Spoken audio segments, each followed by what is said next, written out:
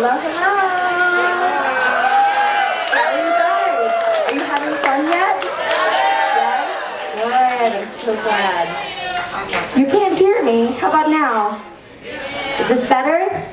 Awesome. Good stuff, good stuff. I'm short, I'm sorry. It's about as, okay, you get it.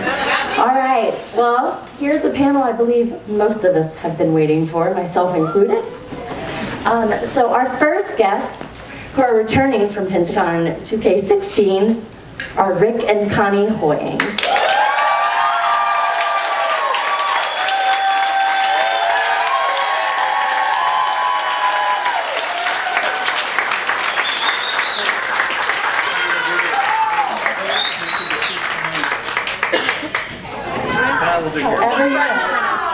There you go. And then also returning from PentaCon 2K16 are Mike and Nel Grassi.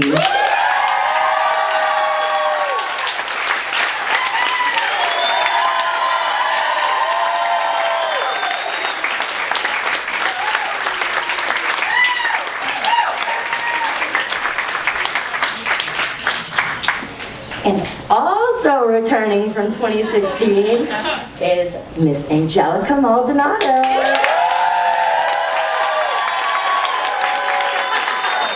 It's a big crowd this year. And what an honor it is this year that we get to welcome even more PentaParents to PentaCon. So I'm really honored to introduce you guys to the Olusolas. We have Miss Kirstin and Dr. Wong joining us today.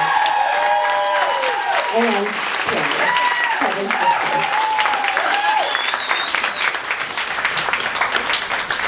And last, but certainly not least, we have Ernest and Tammy Sallee joining us today.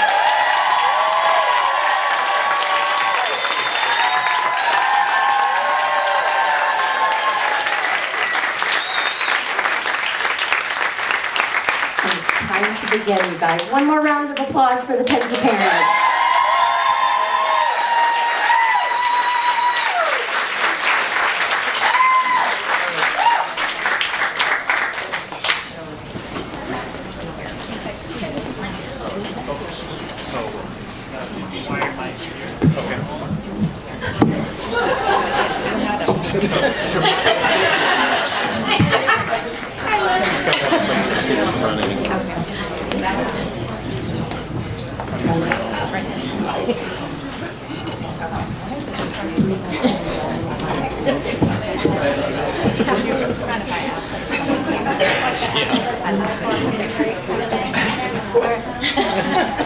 Can I start with a question? I lost my badge and I keep everything as keeps it. Thank you. I would be sad if I lost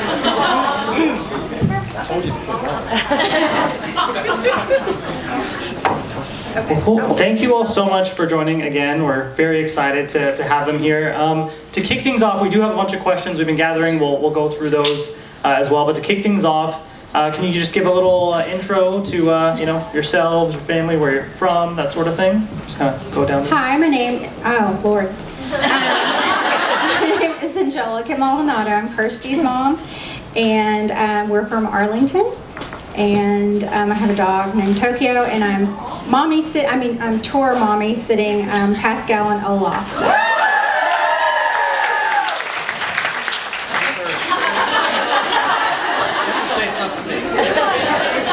Well, I'm Mike Grassi, and this is my wife, Nel. We've lived in Arlington for about 30 years, but we're originally from upstate New York, but we consider ourselves Texans. That's really accurate. Yes. And obviously we're Mitch's parents, so. I don't need this. Okay. No, go ahead. Well, I'm Connie Hoying, and this is my husband Rick. We are Scott's parents, and yeah, we're from Arlington, Texas, this whole crew, and we also have lived here about 35 years, and I grew up in Iowa, he grew up in well, everywhere. They traveled, or his dad moved around a lot. We have 3 kids, one of which is here, Lindsay, and her 2 children.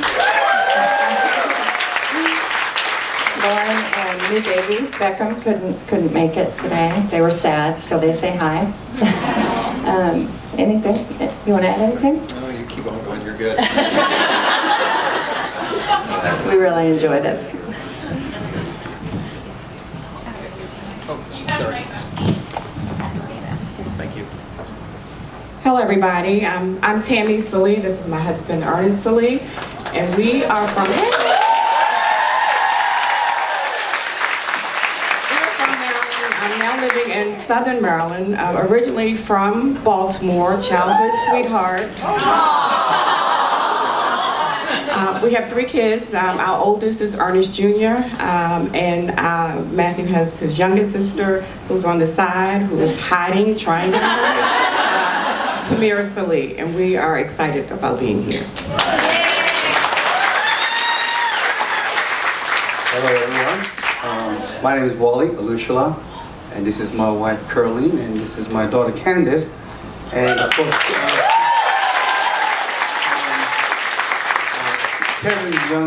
Kevin's younger brother is not able to join us. He's in New York. His name is Kellen. He's our secret weapon. So we currently live in Maryland. We lived in Kentucky for quite a while, but we started our journey in California. And this is just, I'll tell you, this is our first time here, and this is overwhelming, just beautiful. Everybody has been extremely nice. I did not expect this, so you guys have exceeded my expectations. So thank you for everything. Thank you very much.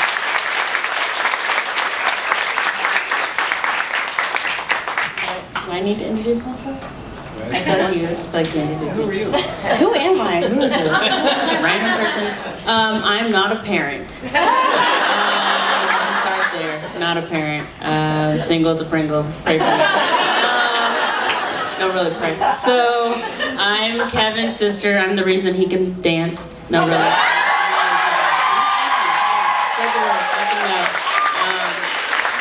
Yeah, bless his heart. So yeah, I'm his sister, Candace. I'm a pharmacy student, finishing up my last year of pharmacy school. Again, pray for me. And super excited to be here, especially after finishing my second rotation for pharmacy school and just needing the break. So you guys have been a breath of fresh air, so thank you so much for being so warm and welcoming for us here. So, yeah, thank you.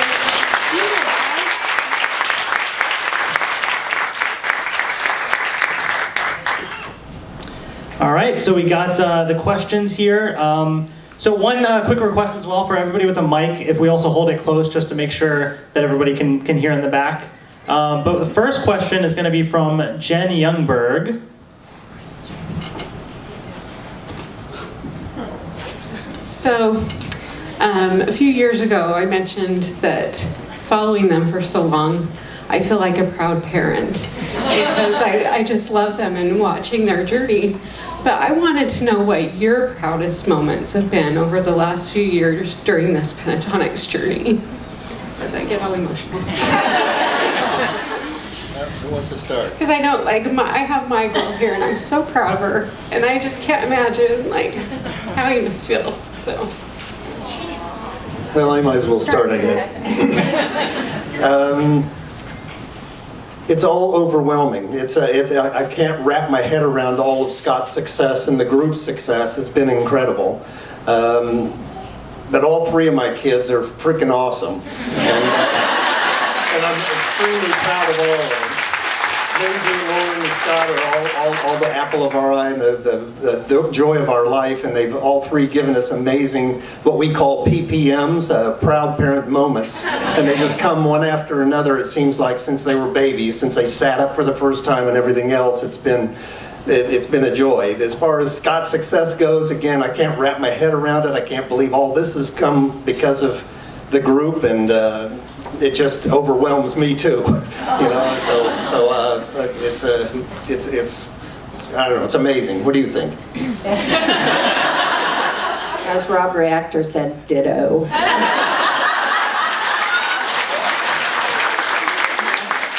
But yeah, Rick's right. We've had many PPMs throughout the years, and it's unbelievable, you know, what all this. I mean, this is 3 kids that it started with, and then grew to 5, thank goodness. And it's amazing. But I will say one thing that made me probably the proudest is when we were in LA, and I can't remember what concert it was or anything. It was the after party where I was talking with people who, like managers and I don't know, just different people in this, all involved. And I remember them saying, you know, that Scott's so special. I mean, for Scott, he just wants to bring the best out of everybody, and you know, and that very moment probably made me the most proud in this, you know, his 26 years. And it was just, you know, that people thought so much of him that, you know, anyway, I don't know, it's hard to explain. but anyway, we have a lot of PPMs.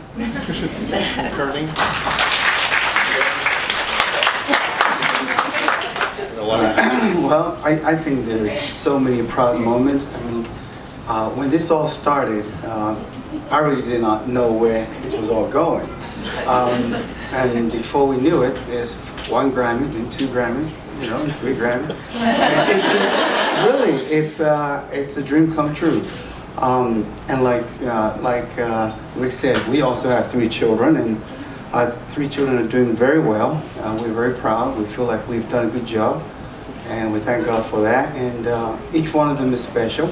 As Candace said, she is going through pharmacy school, and our youngest son is working on his MD at Columbia Medical School. So we feel like we've been extremely blessed. So we have every day we wake up, it's like, why? How are we so blessed? We feel extremely blessed. So, but honestly, every time I attend the Pentatonix concert, one of the things that gets me is the crowd. The crowd. We were just last week, I think it was, in Seattle, and 14,000 people. From the beginning to the end, you could feel the energy. And the crowd is what gets me the most. And the laughter and the smile and it seems like one big giant size family. And that means a lot. And coming here, seeing you guys are awesome. Okay? And I'm telling you, without you, none of this would be possible. So again, I want to thank you guys, okay?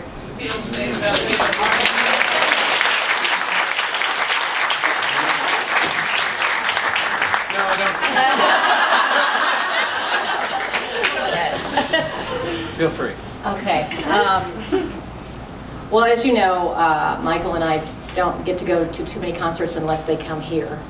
We don't get to see Mitch very often, a couple of times a year, 3 times a year. Because someone's in school forever. Yeah, I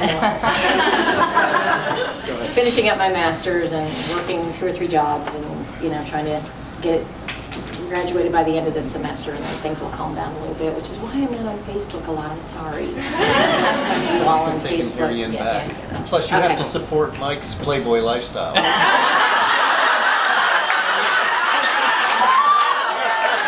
This is the first I'm hearing about it.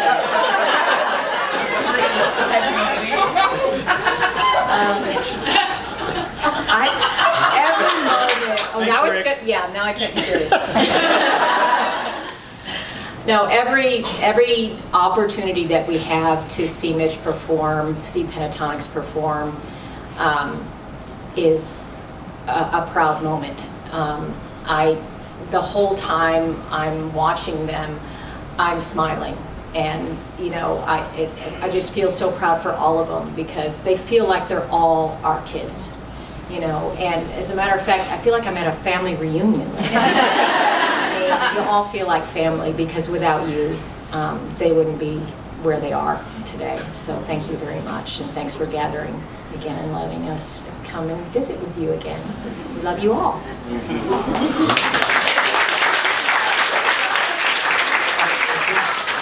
The proudest thing that Mitch has shown us, especially, and I don't know why, maybe in the last year or so, is the level of maturity that we've seen such a big change in him. Taking responsibility, large responsibility, buying a house and buying a car and doing those things on his own, really without consulting us, which is in a good way, sometimes not good. But his overall maturity and being able to take care of himself and doing what he loves. That, you know, I used to, you probably heard me talk about this before, but we've always not beat into our kids. We've made it clear that you cover your bruises.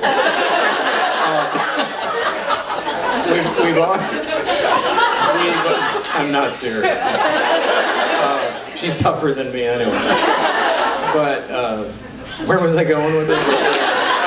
We've always, you know, encouraged our children to do what you love, and it sounds like a, you know, terribly like a cliche, but really, I mean, I wanted them both to do what they wanted to do, and we always said, you know, eventually the money will come, and if it doesn't come, you live within your means. And we have one that's, you know, Mitch is doing the superstar thing, and our daughter Jessa is a magazine editor, and that was her dream to write, and she does that and does other writing on the side.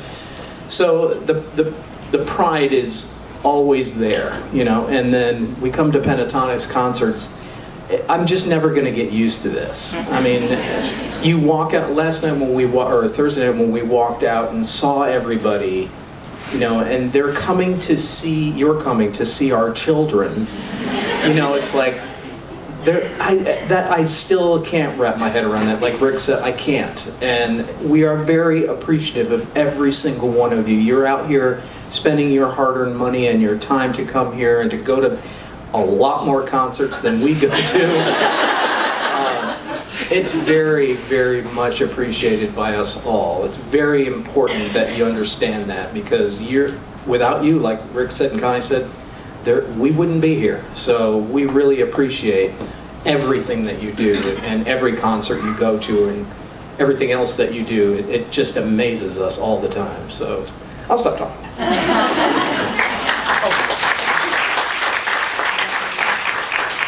So Matt is the new guy.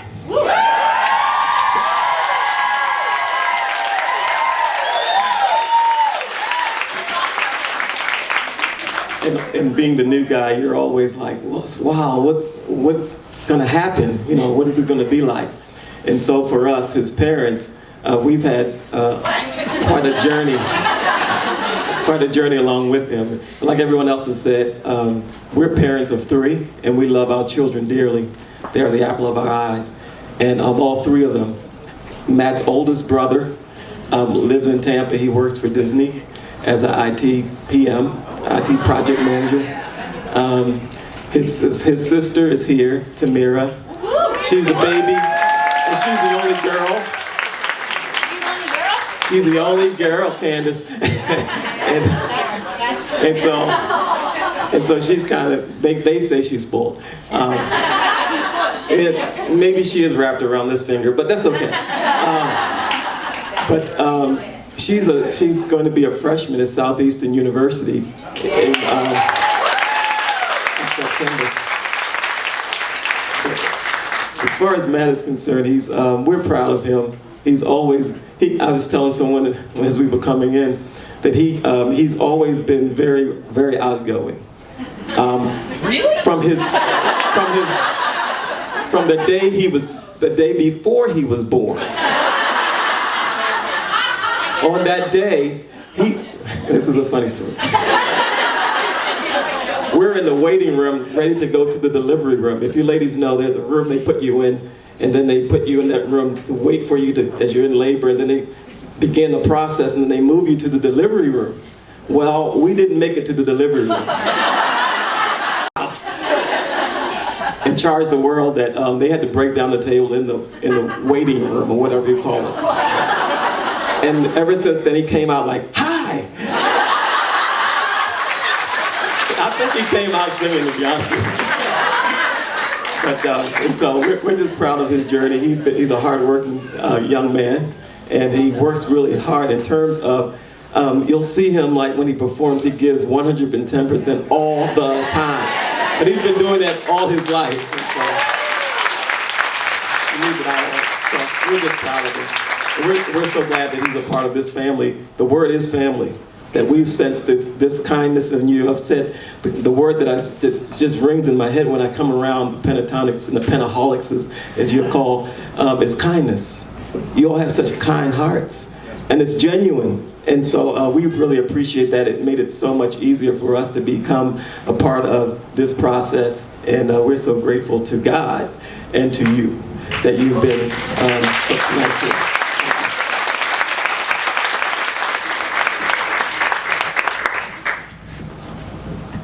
I think Kirsty is really, I guess the proudest I've been is this past year. She's really starting, I don't know how to say it now.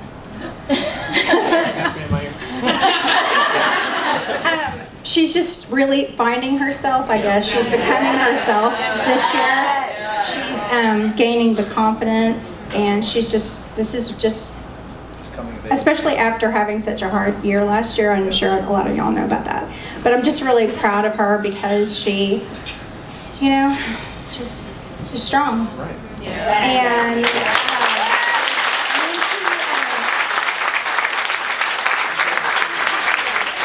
And then I think it was God sent. She got to be on Broadway, and that was like, her dream since she was, you know, little. So that was just amazing seeing her do that. So I think that was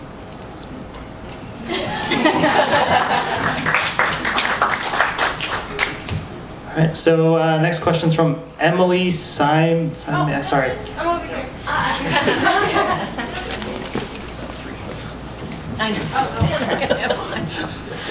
What? Okay, so for the not Matt parents. Sorry. I'll ask you a different question. I promise. So, what was y'all's reaction when y'all first heard Matt? And then for Matt's parents, what was y'all's reaction when y'all heard him sing for the first time? Oh, I can answer this. Okay, I've met Matt several times because, you know, we go to as much as we can, and every single time we walk in the back or in the green room or they're warming or whatever, all Matt does is exude joy, energy. He's just a breath of fresh air. He's fun. He's an incredible kid. And we're, you know, yes, we miss Avi, but we love Matt. He's just, absolutely. Yeah. I feel like already I know him really well. So, and that's how he is. You get to know him quickly because he's just, anyway, I really love your son. Oh, sorry. Even before we met Matt, I think Kevin was already here, called us about him and was really bragging about him. And I'm telling you, when we met Matt, he's just a bundle of joy. He really is. He's awesome. And I'm amazed how quickly he fit right in. I mean, he picked it up just like that. And his performances are awesome, truly. And I think as his father says, he puts in 120%. He is the real deal, and he's just done extremely well.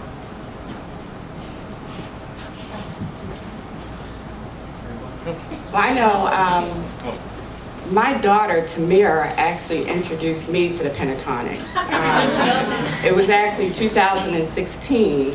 She was playing the Christmas CD, and we hang out a lot. So every time we would get in the car, that's all she would play was Pentatonix.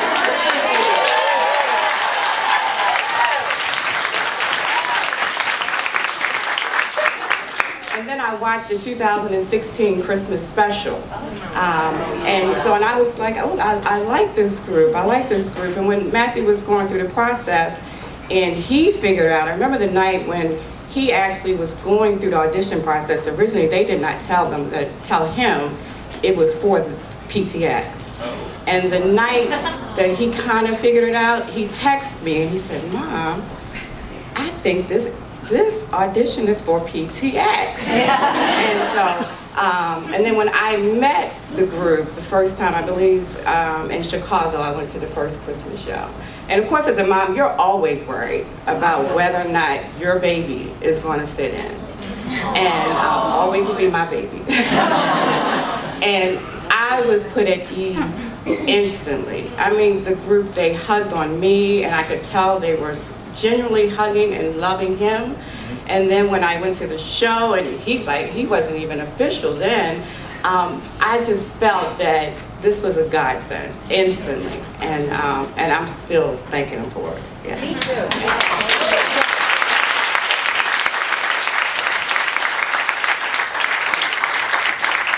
I wanted to say one more thing. I know when Matt first was doing the Christmas show and stuff, Scott would, talk to me about Matt and stuff, and he would say how, Matt, you don't need to learn that, and you don't have time, just do blah, blah, blah, and Matt would come back, knew everything. And they'd say, and there's a lot of songs they've done. He knows them all. And that really impressed Scott, impressed all of them, and I remember him saying that. Anyway, it's a hard worker too. So next question's from Lauren Seeger. Hi. Okay, so Pentatonix has talked about how difficult it is to be away from home for so long. So I was wondering, as parents and sister, how does it feel to have your children or brother be away from home for so long, and how do you cope with that? I've got an answer. We've met, yeah. That's good. We were talking about this the other night when Mitch was here briefly, and we only usually get to see Mitch maybe about 2 times a year. And last night when he was, was he home last night? I don't remember. Yes. Last night or whatever it was, he wanted to go out and visit a friend of his, and they were going to be out very late. And, here's Mitch out there in LA, has been now for 7 years, and when he's out with his friends or out partying or whatever he's doing, it's really not, it's not that we don't worry, it's he's there, and I don't know what the difference is, but when he's home, it's like, okay, well, we're gonna stay up and wait. I'm sorry, and I'll text him and say, where are you? I text him, he said, can you bring me to my friend's house? Because I think I might drink, I don't want to drive. I said, okay, so we drove him to his friend's house, and I said, when you're ready, just text us and we'll come and get you. And he was like, okay, or I can take Uber. I said, no, it's okay. You're here, we'll come and get you, no matter what the time is. So it's getting later and later and later. I really don't want to drive over there. And I texted him, it was probably about, I don't know, close to midnight. And I said, are you any close to being ready yet? And he was like, I'll just take Uber, it's okay, don't worry about it. And I said, okay, so I just let that go. A couple minutes later, I texted him back and said, look, when you go out to the parking lot, that's a dangerous area. Make sure you... And he texted me back and said, really? And I was like, yeah, it's kind of ridiculous. We're never going to get used to him. I mean, our daughter lives two hours away from here, and we still stress about, what is she doing? Where's she driving? She lives out in the country. What's going to happen? But we are never going to get used to having him be away so much, and hopefully in the next couple of years we can visit him more than we have been able to in the past, but it's more stressful, weirdly, when he's here than when he's out there. I just don't want it. It's a parent thing, I guess, wouldn't you think? Yeah. Oh, yeah. So.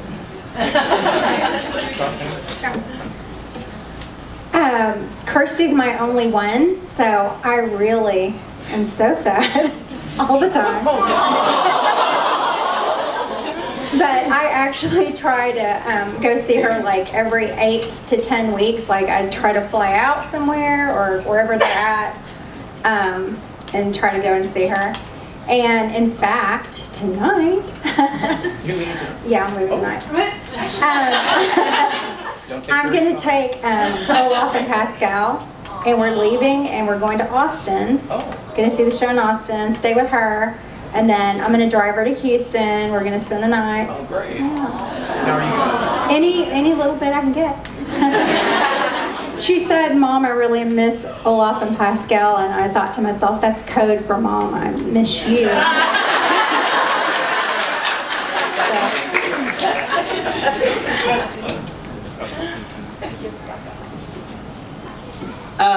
For us, it's different because all of our children left home very early because they went away to boarding school for high school.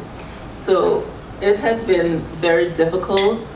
We sort of kind of gotten used to it, but you still haven't, it's very difficult.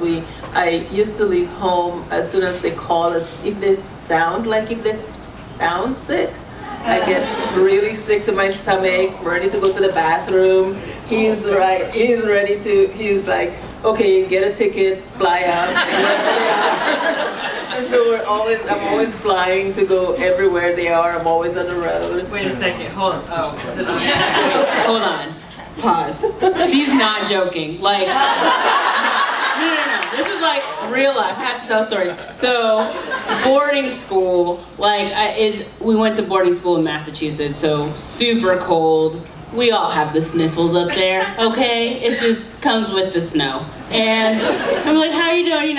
Hey Mom, I'm good. Next thing I know, it's a 16-hour drive, and I'm coming from class, and my friends are like, yeah, your mom was just having lunch with us in the cafeteria. How? When?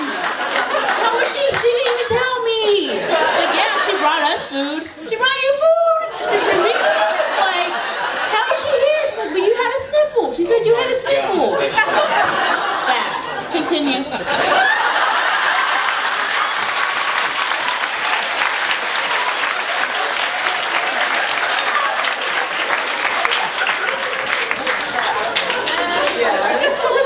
So we used to be there all the time. I used to take all of our friends out, all of Kevin's friends out, all of Kellan's friends out. So up to now I have kids everywhere, all over the world. And now with Kevin gone, Candace, Kellan, they're all everywhere.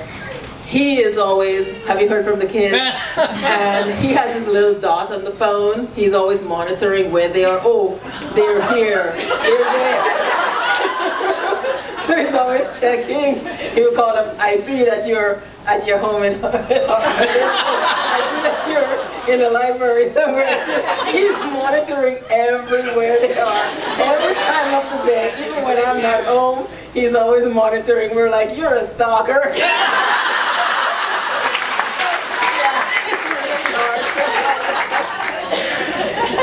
It's just difficult when your kids are not around.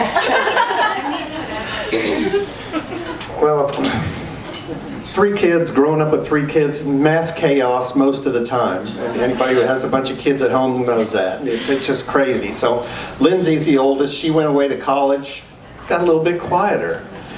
Lauren went away to college, got a lot quieter. Then Scott finally went away to college, and we were like, wow, this is nice and peaceful. So then when they come home now, it's almost like, hey, how long are they staying?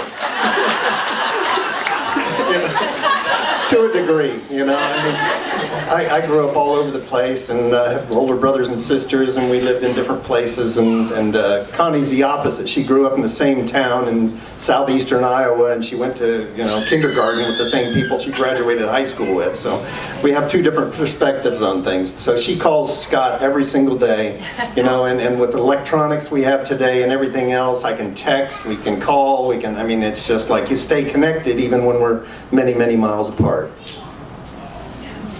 Well, we do see Scott a lot, and if he doesn't come home to see us, he knows we will go to see him. So we see him quite a bit. I think you all know we try to go to a lot of concerts, and we're both kind of semi-retired now, so we're even seeing more. But yeah, we see him quite a bit. You have to answer it twice.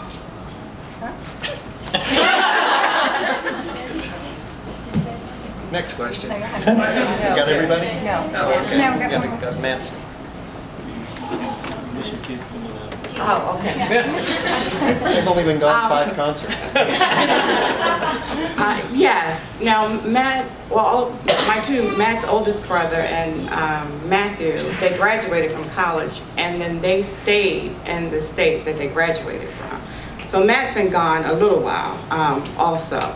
And honestly, of course, we miss him, and Matt, we do. He, my husband accused him of being a mama's boy. We do text and talk, at least if not every day, every other day. And so I don't, when he's home, as a parent, we know how it is. The rooms look a little different. The living rooms, they say, okay, now we know the kids are home because there's this stuff all over the place. But we stay in contact, and like you said, electronics with the phones and the what you call it? FaceTime. FaceTime, yeah. You're able to stay connected. Yeah.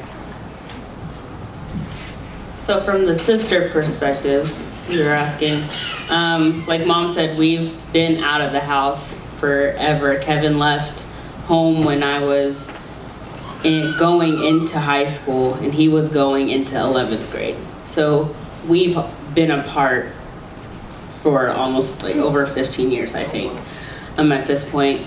But I think what's different now is, from a sister standpoint, Kevin and I are like best friends. To the point where when I was a kid, Mom and Dad didn't have to wake up in the middle of the night because Kevin was in my crib to make sure I was not crying before they got. They were like, "Oh, Kevin's got it." And they were just stay asleep. They didn't even have to do anything, right? So we're best friends. So I think I worry about him traveling. So like anytime he's on a plane, I'm praying my heart out. I get worried about everyone being on a plane, the whole group, anytime they're on a plane. I love sharing my brother with the world, but sometimes I wish I could have him back. So I'm thankful for technology. We try to stay in contact as much as we can through technology, and he FaceTimes with me a lot. We love to have really deep conversations with each other. We like to have Bible study together over FaceTime, and we pray a lot together over the phone. And we usually talk a lot when he's driving somewhere. So I know when he's home, I get a lot of phone calls because he's driving somewhere. But otherwise, I know where he is because you guys let me know through Twitter. So thank you for letting me know where my brother is and when he's safe. That makes me feel very comfortable. But even though we have been apart for a long time physically, it doesn't necessarily change the fact that I wish my brother was closer. And the same thing with my little brother too. It's even worse with him because we're both in school, so we don't see each other hardly ever. Even during holidays, sometimes he can't leave and I can go home, or I can't leave, but he can go home. But because Kevin can move around when he has concerts, when they try to do concerts close to where we are so he can get to us, that's why we see him individually more. But as a unit, like as the three of us, as our trio, we don't get to see each other like that, and that's hard. But otherwise, I'm thankful for the technology that we have to be able to stay connected.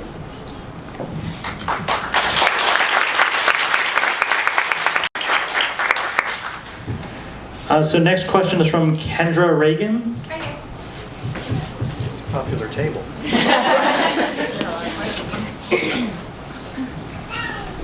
My question was, do y'all get to listen to new music before it's out, or do y'all have to wait until we hear it as well? Oh, yeah.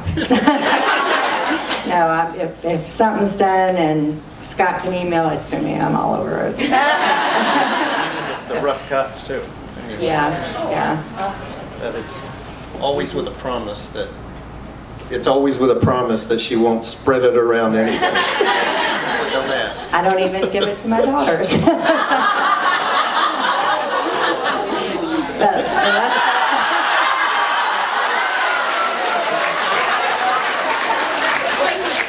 Somebody tell me what She's shaking her head. yeah, She was lucky this weekend, though. She said that's a lie.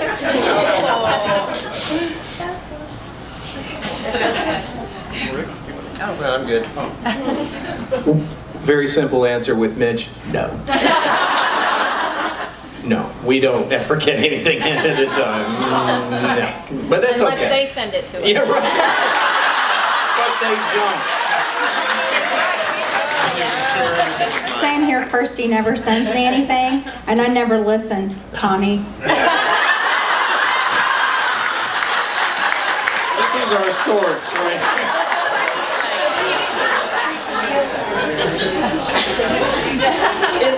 It depends. Sometimes we get sneak peeks. It really, really depends. Rarely. Kevin usually, it's just like not knowing where they're supposed to be and when they're supposed to be somewhere, because we find it out from you guys a lot.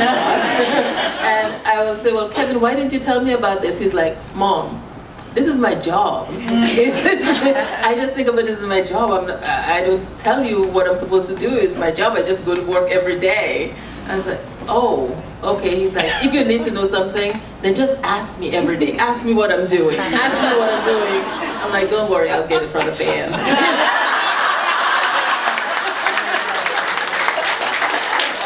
If there's any preview, usually if we go to California and we are in his house, if there's anything that he wants to play for us, then that's the only way.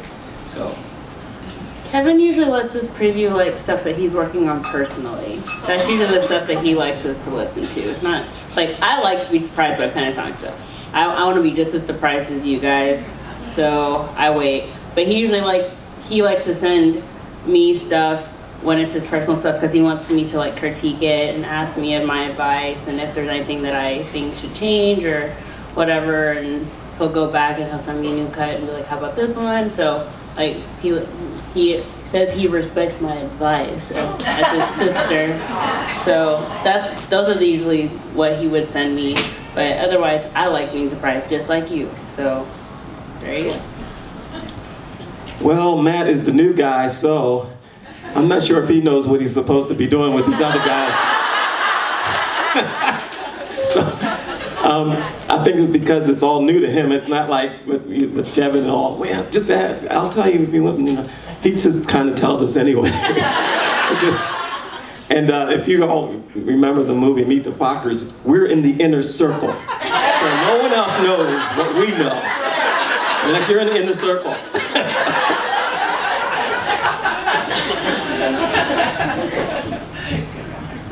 And again, with Mitch, no. So next question doesn't have a name, but basically, what's the most surprising thing that you've heard of your child? I assume like from probably with interacting with fans or something, maybe something you've heard something that was surprising. Anybody? I got one. Nel has saved about the Nel. And this has been on more than one occasion. Mitch has gotten a tweet or something. I'm not really that savvy on electronics, so social media or any of that. But that he had saved somebody's life because they were thinking about suicide, and because Mitch came out and he's comfortable in his own skin, and encouraged him, not just Mitch but Pentatonix, and they were thankful for Pentatonix, but they were talking to Mitch specifically, and so just the effect that Pentatonix has had on so many lives is just amazing.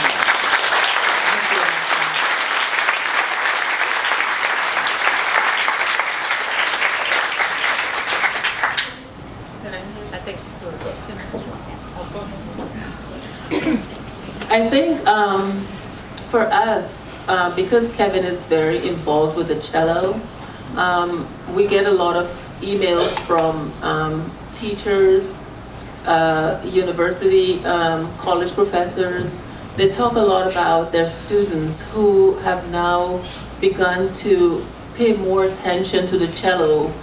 Young students who hated to practice, who's now practicing more and picking up the cello and even picking up the violin, the instruments, and looking at it with new eyes now and with a new vigor, and that to me is remarkable.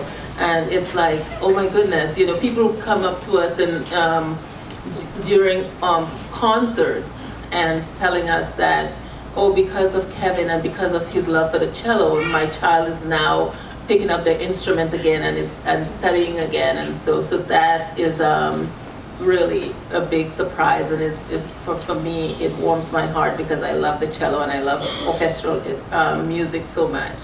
And another thing is that some university professors are actually studying cello boxing and studying.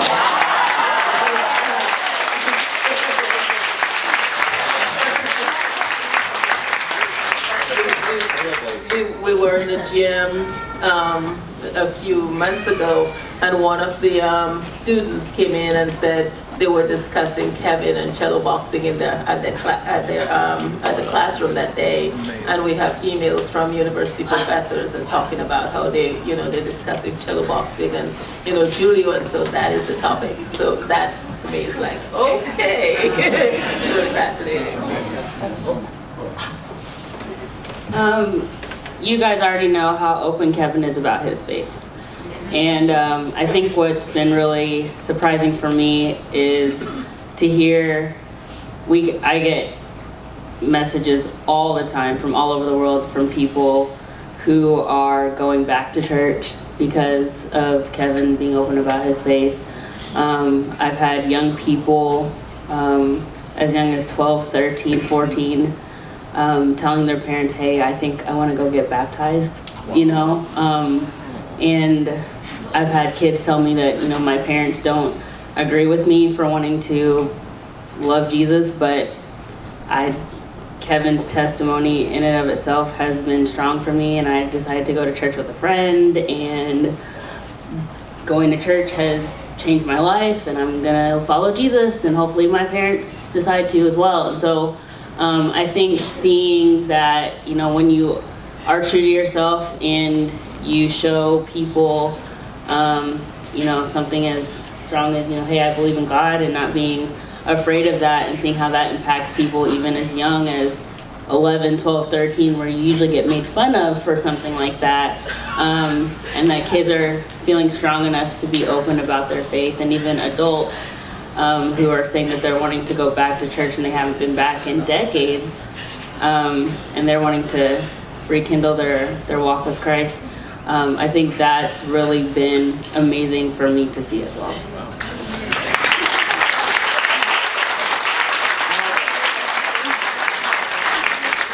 I'm glad you brought the cello subject up, because one time we were in Philadelphia and they had a concert, and Scott went to dinner with us. So it was just the three of us. And we sit down at this nice restaurant, and our waiter comes up and he's like, hello there. And he knew who Scott was right away, wanted like a picture with him and all that. And he said, can you tell Kevin something for me? And Scott's like, sure. And I don't know if he did, I hope he did, but you can now. But anyway, this waiter, it was probably 5-6 years before heard Kevin play the cello, giving him the interest in the cello, and he was at that point studying cello in college. So, because of Kevin. So, yeah, so that was pretty neat. One other quick thing, we have gotten a lot of private messages about how Pentatonix affects autistic children, and that has just blown our minds. That, parents saying their child had never spoke until they heard Pentatonix music. And anyway, that's been, that was really awesome.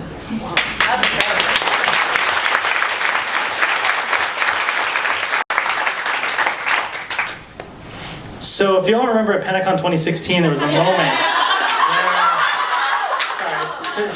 You'll understand in a second. So there's a moment where stuff from the panel got out on Twitter, and then Kirstin tweeted her mom about it all.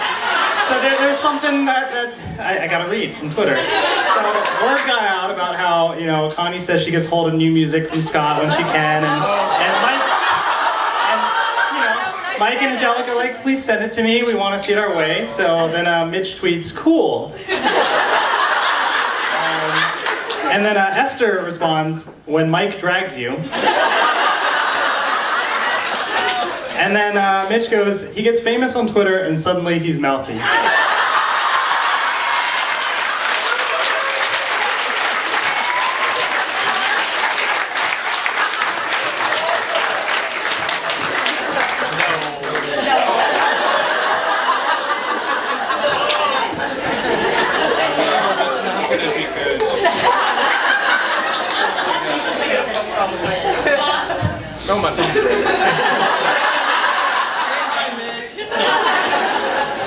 All right, so next question from Athena.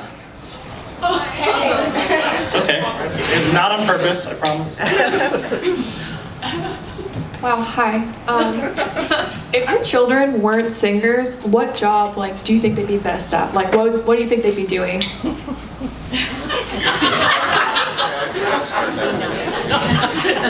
Well, Scott, I took him to a concert when he was 4 years old, and it was to Trout Fishing in America.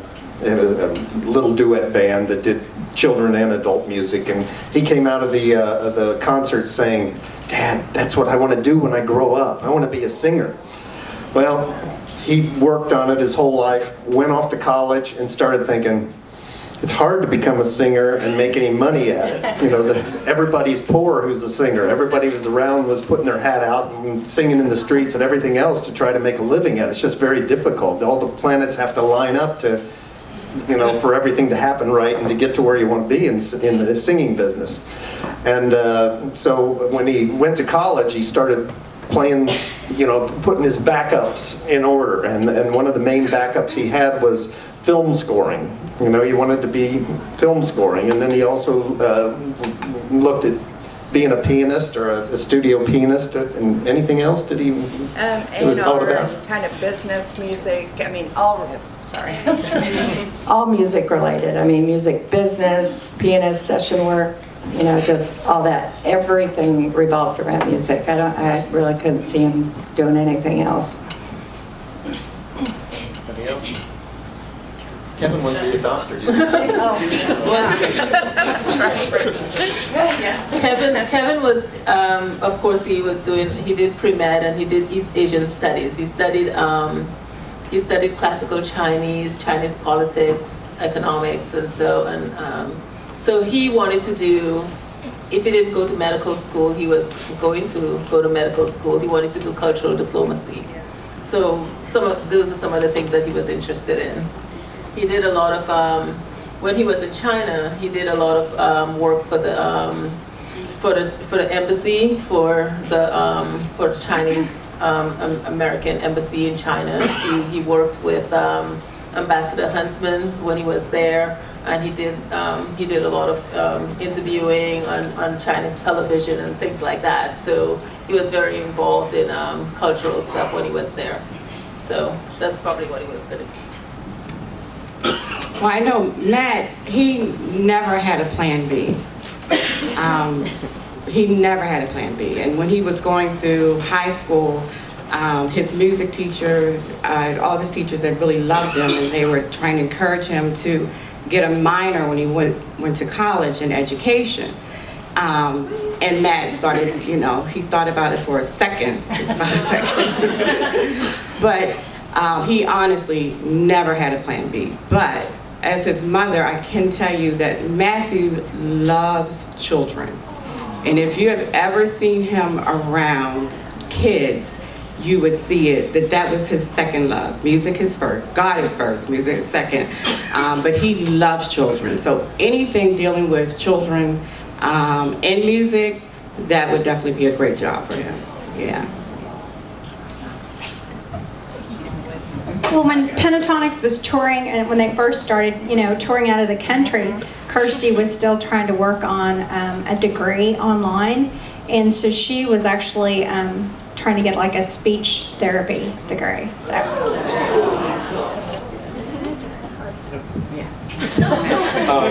I don't. Matt and Archer.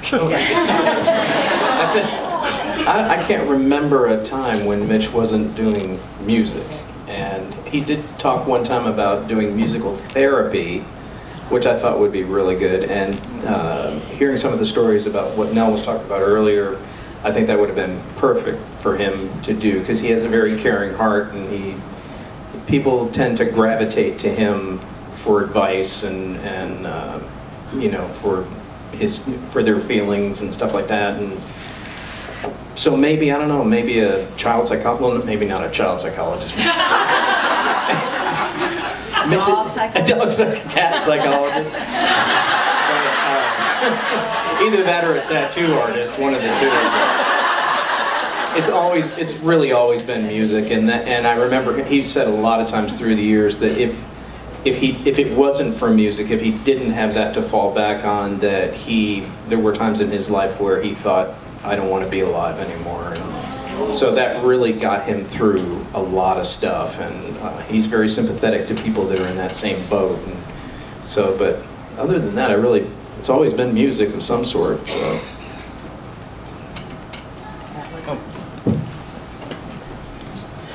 Next question's from Zoe.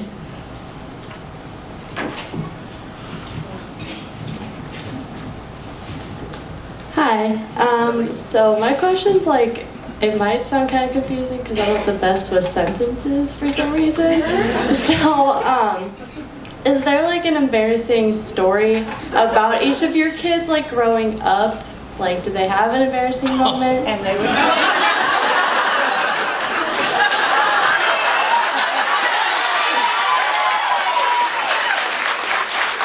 The last thing Scott said when he left this morning was, "Don't embarrass me." No,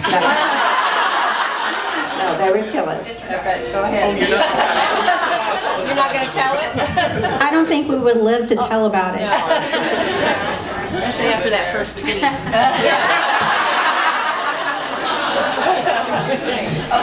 Plead the fifth. Okay, I'll tell you a story.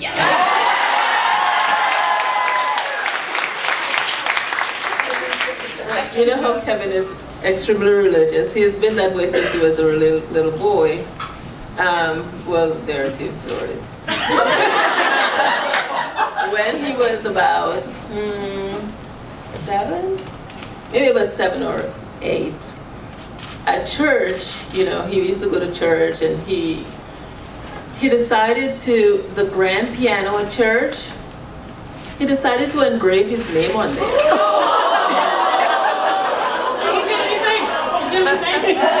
I guess he knew he was going to be famous. So he used to sign his name. His dad taught him he wanted to sign his name MD, like his dad, because he knew he was going to be a doctor. So he always signed his name Kevin Olusola MD.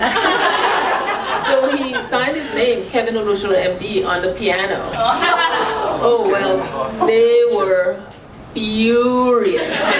And the piano that we had at church, we didn't know it, but it was it belonged to this lady who she had just moved into town, and she didn't have a place in her house yet. She was renting a condo, so she didn't have a place in her house yet for the piano, so she wanted the church to use the piano until she bought a house. So she was furious. So we fixed the piano, we had it repaired, and so many years later, she moved to Chattanooga, Tennessee. We went to visit Candace, and she and her husband invited us over. And oh, how sad they were. That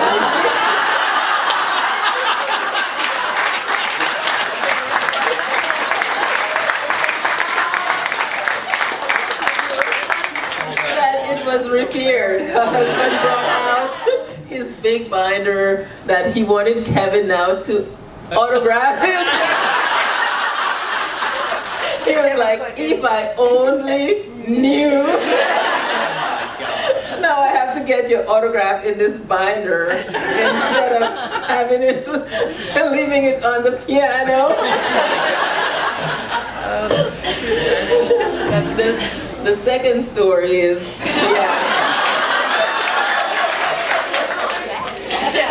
you know, middle school they have dances, and so Kevin went to this middle school dance, and of course he had never really been to any kind of dance things, and you know, he is this little Christian kid, and he went to the dance, and I dropped him off and went home, and he called me a few minutes later. He called me back. He's like, "You have to come to pick me up." I'm like, "Why?" He said, "Just come and pick me up." So I went and I picked him up, and he came into the car and he's crying.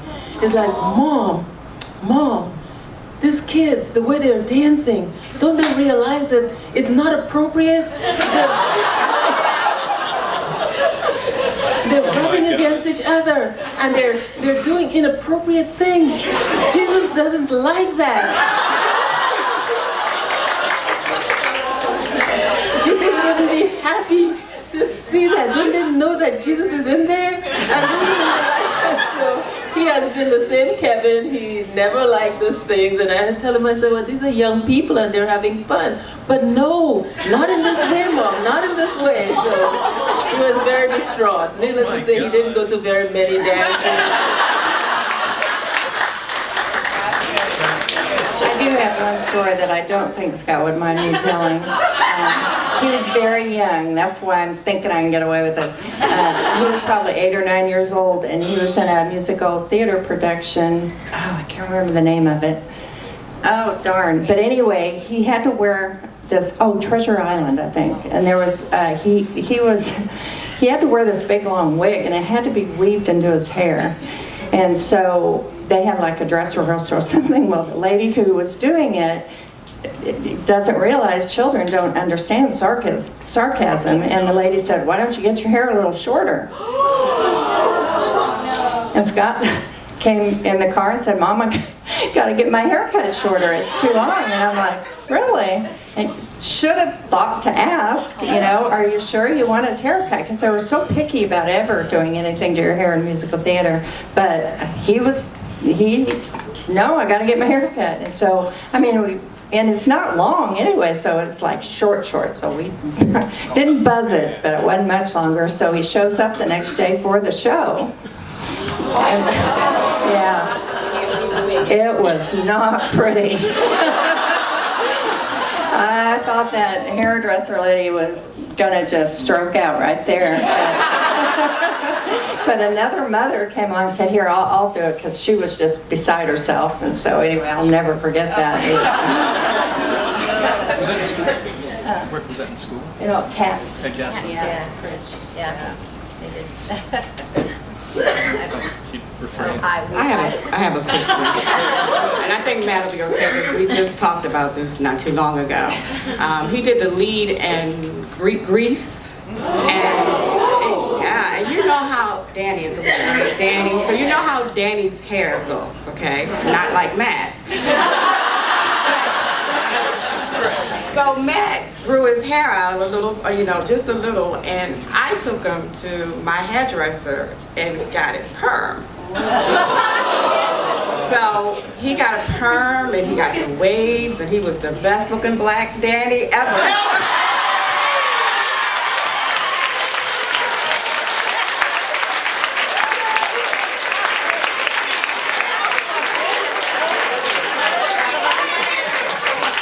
But afterwards, so it's all over, and he says, "Mom, my hair is straight. Will it ever get nappy? Mommy, I can see my hair." And he was so worried that he would never get his hair back to how it's supposed to look. So he was really concerned. I was like, "Matt, the perm will wear out, trust me, and you will look like Matthew again." But that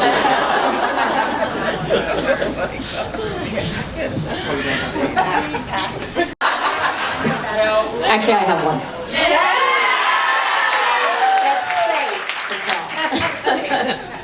She reminded me of it because Mitch and Scott grew up in theater together, and Kirstin as well. Yes, they went to Cats Theater as well in Arlington. And I remember Mitch was, I think he was 9 when he did the show. Well, I don't know. He did Annie with Scott, yeah. But that year, that same year, he did, or it might have been the year after, I don't know. He did, what is the Christmas show? The Christmas Carol, okay? And he got cast as Tiny Tim. And as the set, it's a pretty small stage. Actually, it was bigger than Theater Arlington. Anyway, they built this ramp that he had to walk up, okay? And he looks like Tiny Tim, and he's got, you know, like the crutch and the whole thing, and they've got his leg all wrapped up and everything, and so he has to lean on, you know, the whole effect. And the shoes that he was wearing were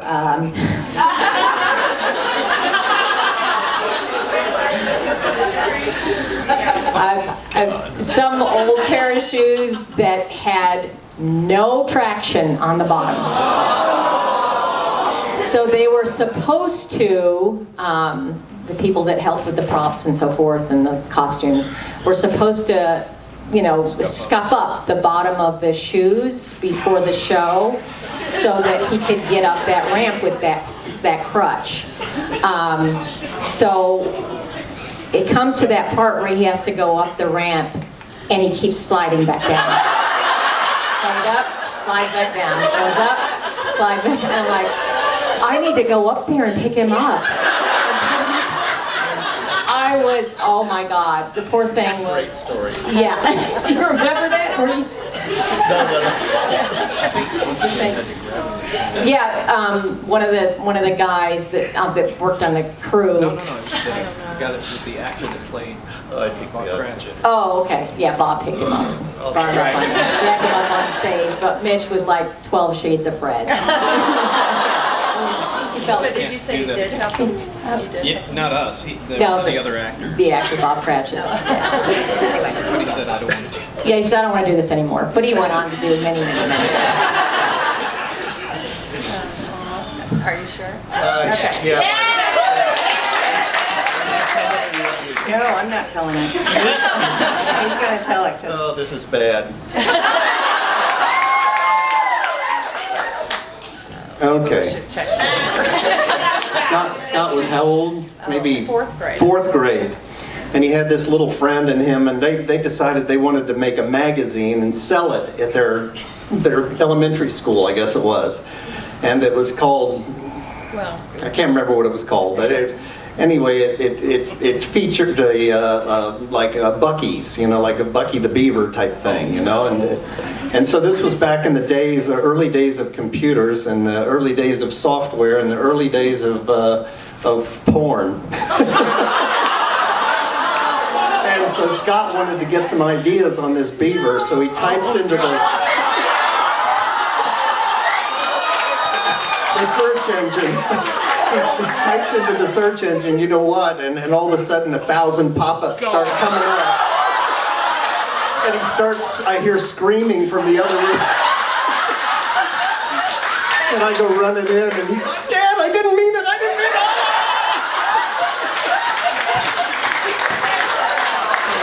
And he was quite embarrassed. They did sell the magazines, and they even had t-shirts to go with it.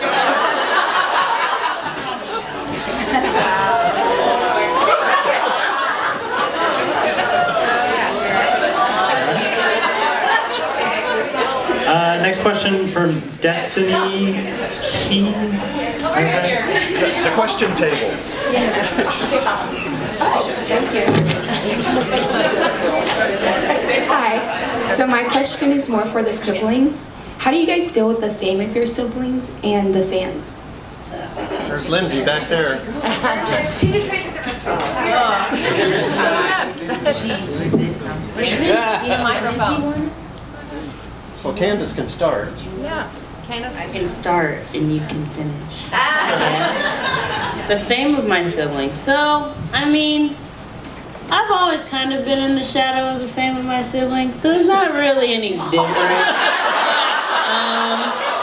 Everyone's always known me as Kevin's sister. I've never had a name. It's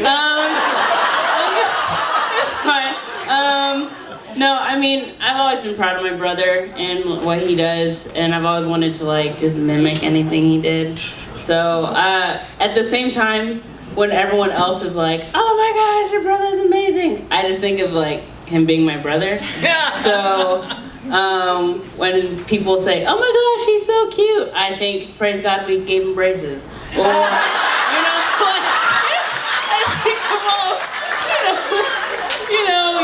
I think you guys see him at his the Simba that grew up. I see you know in the song when they like skip over his teen years. That's the part I see Kevin. So yeah.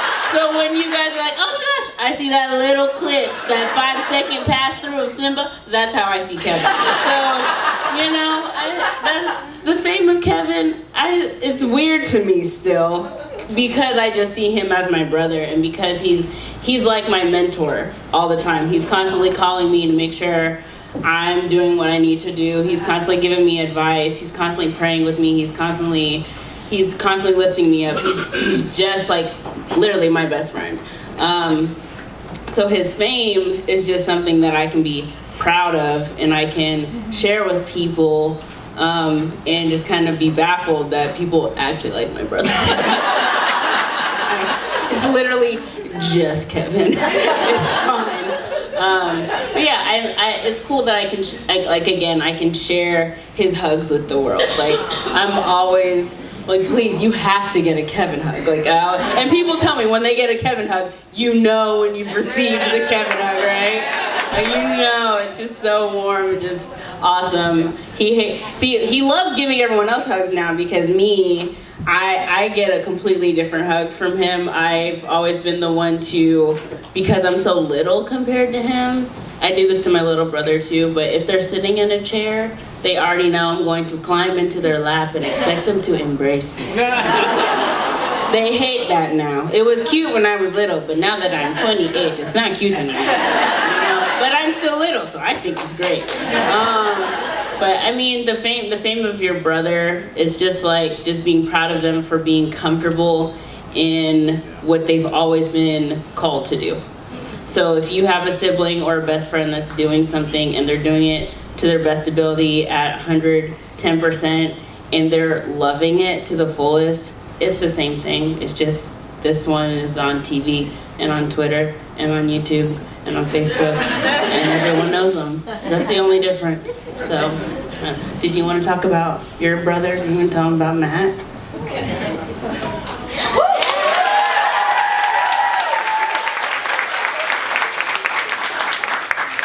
Well, it doesn't feel much different now.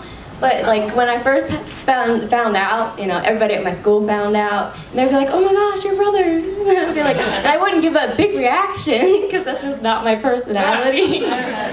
But like, I'm really proud of him. So, you know, he's the same. He's just, you know, like she said, just everybody knows him now.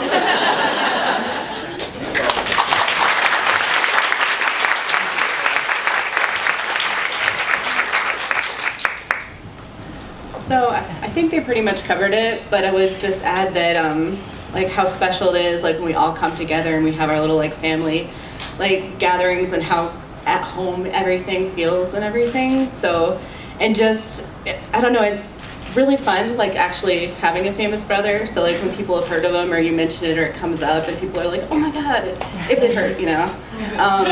But like we've always just been really like proud of him and whatever he's done. So before Pentatonix, we were proud of him for like whatever, you know, he was a high jumper in like junior high and he did this and he did that. And we were always just very proud of him and each other. We're very lucky to have a very supportive family like that. But yeah, that's about it.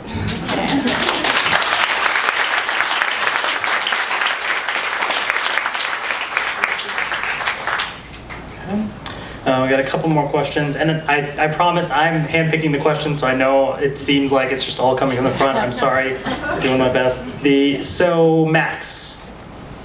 Where's Max?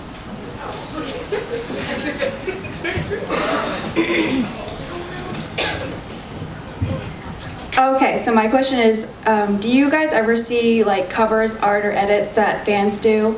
And if you do, then what do you think of that? That's easy. You should see our house.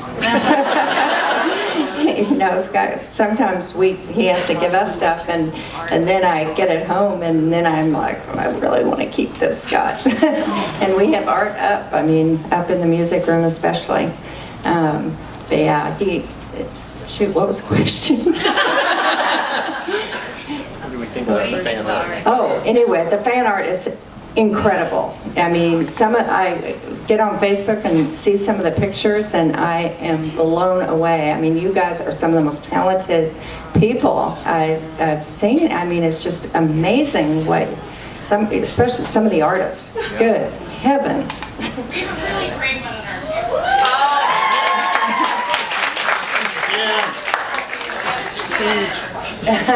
Oh wow. Oh wow. Yes.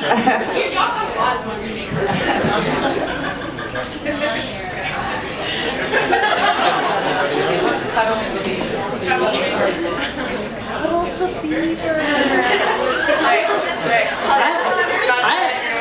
beaver. Cuddles the beaver. Cuddles, you found it? Tweeted it. Okay. That's just tweeted it. Cuddles, that's what she's saying. Cuddles the beaver. People are. Sorry, so there's a tweet, is that what everybody's talking about? Okay. So, talking about the beaver story, so Scott said it was Cuddles the beaver. That's right. Cuddles the beaver. That's right. It wasn't Bucky. Bucky's a gas station. Did you ask him if he's mad? It's too late. Cuddles. Anyone else have the art question? Oh, I was gonna comment on the art. I love seeing the art. If I see something that like a drawing of Kevin, I'll text it to him. I'm like, oh my word, I know you haven't seen it. You need to see this. It's amazing. Keep it on your phone. Save it. I'm gonna save it. You're probably not if you don't have space. It's amazing. I have just like pictures saved on my phone just from fan art. It's just so beautiful. And I go through the black hole of Facebook, or not Facebook, of YouTube when I listen to like choirs do covers or fans do covers, or just, I don't know, I just think it's just super cool when you guys appreciate what they do and then you do your own spin on it. Or you get like a group of your friends together and you do like your own version of Pentatonix, or you do like a Sextatonix thing, and like it's just super cool. But I think we appreciate it, and we think it's really cool when you guys do your own creativity and you just put your little spin on it. And I think it's really cool when I hear choirs, like school choirs, do it. I love that. I keep saying that they need to put out more like choral music, like bring it out. So that way more schools can do their own versions. Connie, Rick, is that coming yet? Right. Do you guys know any other pronounced? But I think that would just be super cool if they just started printing out more choral versions of their music, so more choirs could do it around the world. Yeah, I think that'd be super cool. You okay? I'm leaving now, but I wanted to tell everyone thank you so much for all of your support, supporting all of our kids, supporting Kirsty. It just means so much. And I love all of you. You're great. And yeah, I just have old people eyes, and if I don't leave now, I won't be able to see. So, okay, thanks. Love you.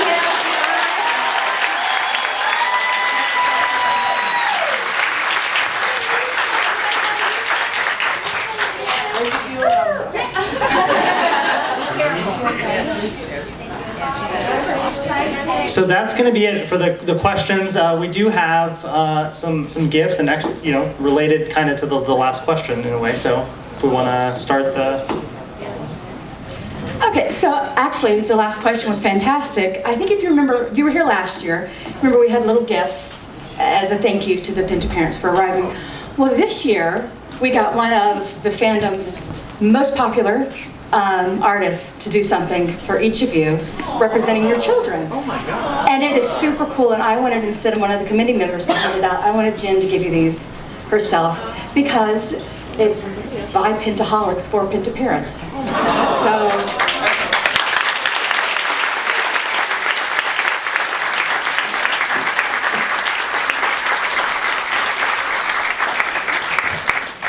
And I'm also going to be the one that I want you to open them, because I want you to see the magic that is happening.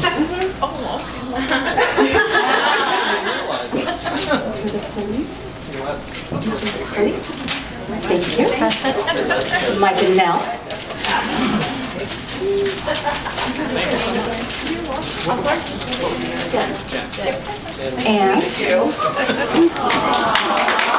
And Rick Connie.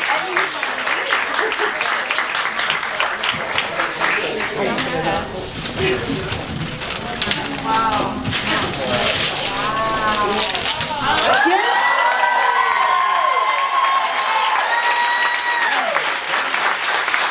I don't know if you guys can tell from this, Jen has taken older vinyl albums and painted the album, replaced the images of the kids on the album covered in resin. And they're awesome.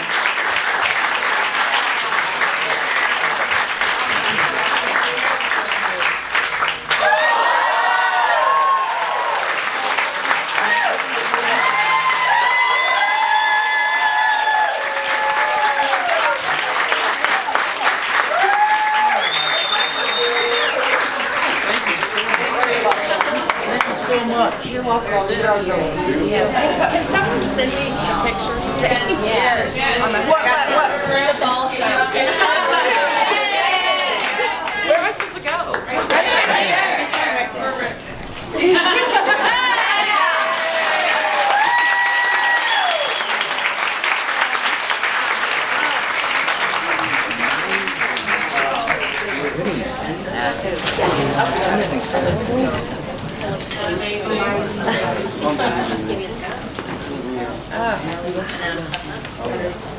And it's him with the mustache.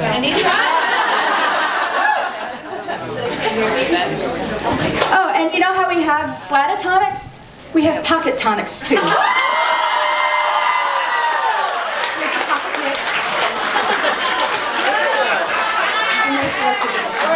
Is there a board game to go with that? If I erase all the tattoos, I Yes, I guess. Wait, sorry.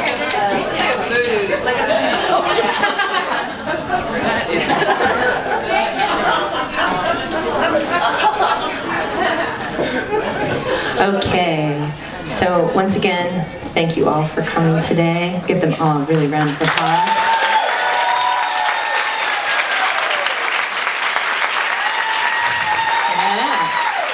It's that good, huh?